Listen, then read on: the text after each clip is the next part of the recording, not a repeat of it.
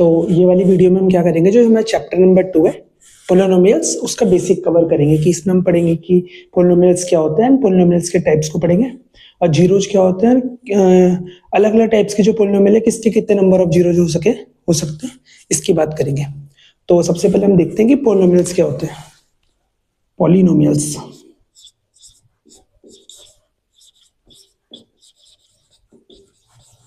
तो पॉली का मतलब क्या हो गया, पॉली का मतलब होता है बहुत सारे, बहुत मैनी।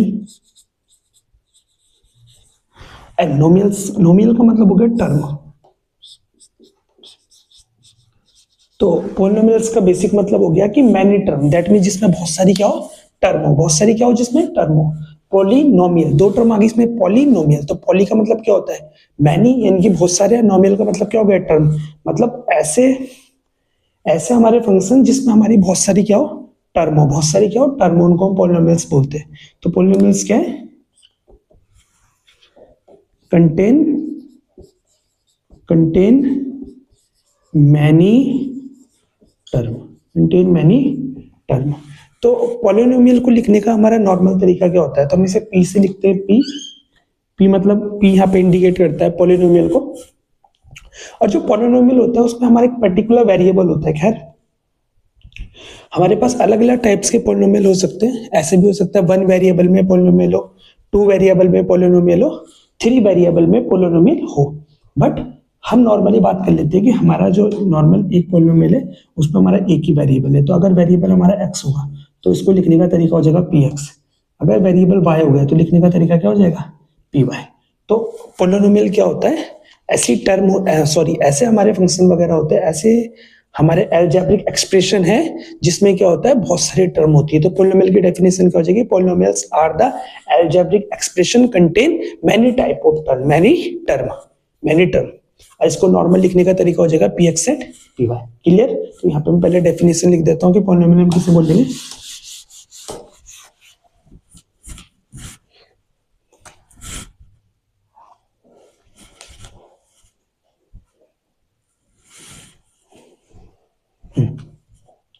तो पॉलिनोमियल हम किसे बोलेंगे,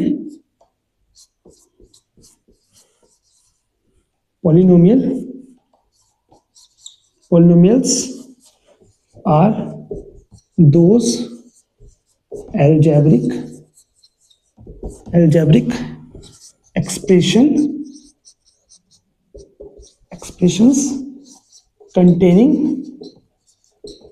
many terms, जिसमें क्या हो, बहुत सारी टर्म हो। आगे इतनी बात समझ पे।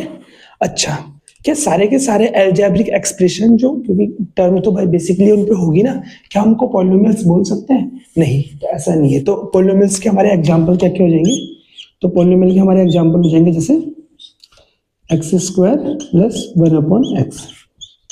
ये हमारा पॉलिनोमियल का एग्जांपल होगा। तो ये हमारा पॉलिनोमियल का एग्जांपल नहीं होगा। क्यों?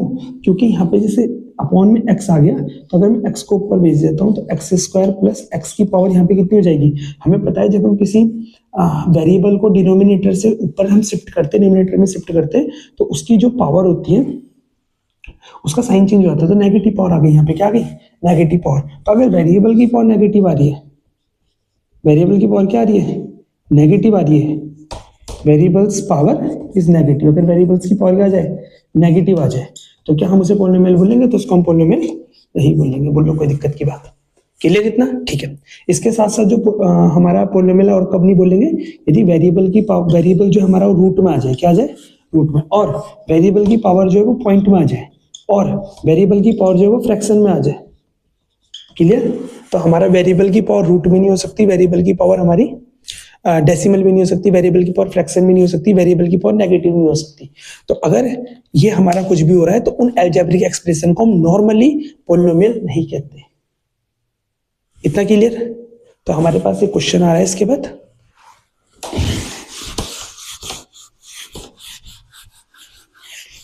हमारे पास एक क्वेश्चन आ रहा है। क्वेश्चन क्या है, क्वेश्चन आ रहा है, क्वेश्चन क्या है, which of the following is polynomial. कौन कौन से हमारे पोलिनोमियल है, कौन कौन से हमारे पोलिनोमियल नहीं है। पहला हमने लिख दिया यहाँ पे x square plus 4x plus 3। दूसरा मैंने लिख दिया यहाँ पे x cube plus 4x plus 2। एक मैंने यहाँ पे लिख दिया एक्स प्लस 2। एक मैंने लिख दिया यहाँ पे 100। एक मैंने लिख दिया यहाँ पे √2x square plus 2x plus 1। एक मैंने लिख दिया यहाँ पे √2x प्लस 1। एक मैंने लिख दिया एक्स स्क्वायर प्लस 1/3। एक मैंने लिख दिया x square plus 1/x cube. एक मैंने लिख दिया एक्स प्लस 1/x। अच्छा, और मैंने लिख दिया एक्स स्क्वायर प्लस एक्स की पावर 2/3। एक मैंने लिख दिया एक्स स्क्वायर प्लस √y। एक मैंने लिख दिया x square plus y cube plus z की पावर 50। ठीक है, तो इसमें से चेक करते हैं कि कौन सा हमारा पोलिनोमियल है, कौन सा हमारा पोलिनोमियल नहीं है। ठीक है, तो पहला वाला जो है इसमें क्या देखना पड़ेगा, यहाँ पे वेरिएबल की जो पावर है, वेरिएबल की पावर 2 है, कंप्लीट नंबर है। ठीक है, चल जाएगा। यहाँ पे वेरिएबल की पावर कुछ नहीं तो 1 है, कंप्लीट नंबर है, चल जाएगा। डेट मींस ये हमारा पोलिनोमियल होगा। Yes, this is a polynomial. इसमें देखो यहाँ पे एक्स की पावर 3 है, कंप्लीट नंबर चल जाएगा।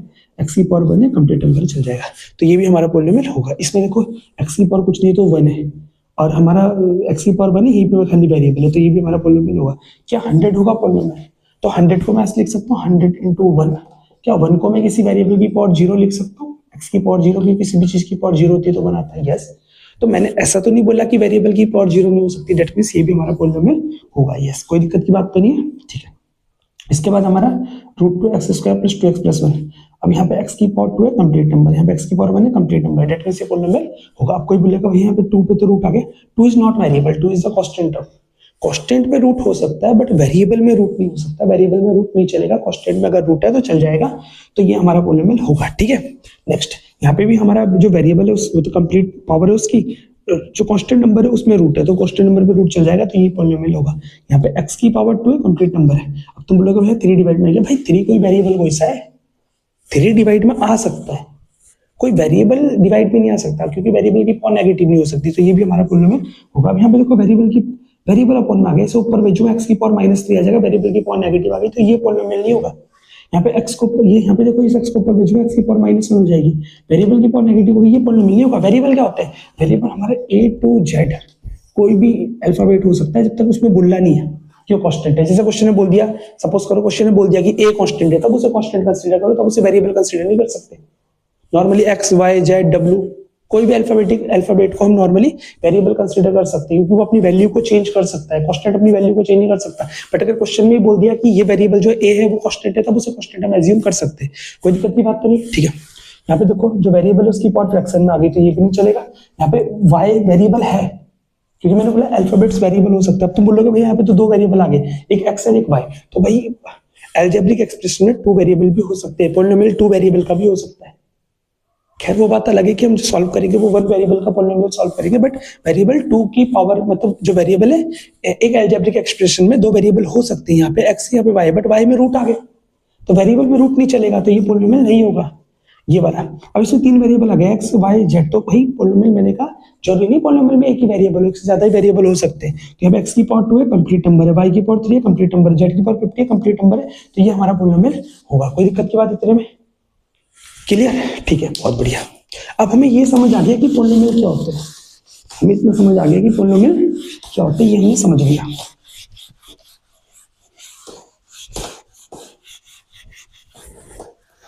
अब हमें क्या समझना है? अब हमें समझना है टाइप्स ऑफ पोलिनोमियल। क्या समझना है हमें? Types of polynomial.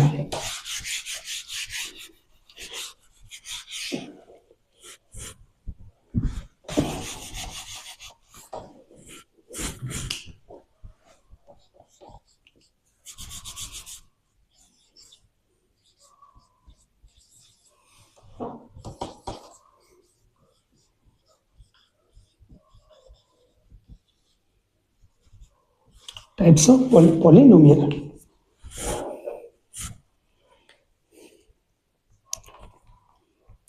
तो अभी अगर हम बात करें तो पॉलिनोमियल को मैं 3 तरीके से क्लासिफाइड कर सकता हूं। कैसे? एक हो जाएगा हमारा मोनोनोमियल, मोनोनोमियल। दूसरा क्या हो जाएगा हमारा? डाइनोमियल, ये बाइनोमियल। तीसरा क्या हो जाएगा हमारा? ट्राइनोमियल। तो मोनोनोमियल क्या होगा? तो मोनो का मतलब होता है वन, केमिस्ट्री पे मोनो का मतलब क्या होता है? वन। और नोमियल का मतलब क्या होता है? टर्म। दैट मीन्स इसमें वन टर्म हो। कितनी टर्म हो? One term. एग्जांपल देख लेते हैं। एक्स, खाली एक्स, ये वन टर्म है इसमें। 100, खाली एक टर्म है 100। मैं लिख दिया 5x², क्योंकि 5 और x² के बीच में मल्टीप्लाई का साइन है। मल्टीप्लाई डिवाइड से टर्म नहीं अलग होती, तो ये पूरी एक ही टर्म कंसीडर की जाएगी, ये भी मोनोनोमियल में आएगा। इसके बाद मैंने लिख दिया x की पावर 5 अपॉन में 3, तो भाई डिवाइड से भी टर्म अलग नहीं होती, ये भी मोनोनोमियल में आएगा। टर्म किस किस से अलग होती है? मतलब अगर दो टर्म, अगर यहाँ पे दो, मैं लिख दिया 3+5, तो अगर इसमें x इसमें y, तो इसको मैं दो टर्म बोल सकता हूँ, वन टर्म टू टर्म। तो नॉर्मली टर्म किससे अलग होती है? प्लस के साइन से अलग हो जाएगी, माइनस के साइन से अलग हो जाएगी, इक्वल टू के साइन से टर्म अलग हो जाएगी। बट जो हमारा मल्टीप्लाई का साइन है, डिवाइड का साइन है, उससे टर्म अलग नहीं होती, वो एक ही टर्म में कंसीडर किया जाता है। तो ये सब हमारे मोनोनोमियल के एग्जांपल होंगे। बाई नोमियल का मतलब क्या होगा? बाई का मतलब होता है टू, नोमियल का मतलब क्या होता है? टर्म। दैट मींस में कितनी टर्म हो? टू टर्म हो। कितनी टर्म हो? टू टर्म हो। बोलो कोई दिक्कत की बात है? ठीक है, बहुत बढ़िया, बहुत बढ़िया। ठीक है, तो टू ट्राइनोमियल के एग्जांपल क्या हो जाएंगे?